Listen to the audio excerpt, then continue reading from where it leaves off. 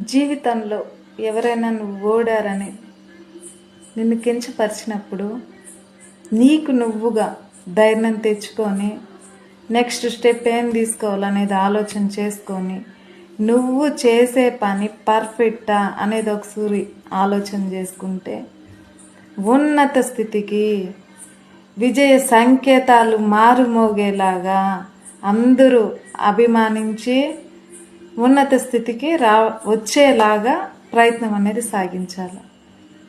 అటు కాకుండా చెడ్డ ఫ్రెండ్షిప్ చెడ్డ దారులు ఎంచుకున్నామంటే జీవితంలో కృంగిపోతాం. గడిచిన కాలము తిరిగి తీసుకురాలేము. మనం ఏదైనా సాధించాలన్నప్పుడు ఎవరిని ఎక్కడ పెట్టాలి అనేది మన మనస్సాక్షి ఖచ్చితంగా తెలుస్తుంది. అటువంటి వాళ్ళని దూరం చేసుకోండి. జీవితంలో అమ్మవారిని నమ్మండి. మీ గమ్యం స్థలానికి ఖచ్చితంగా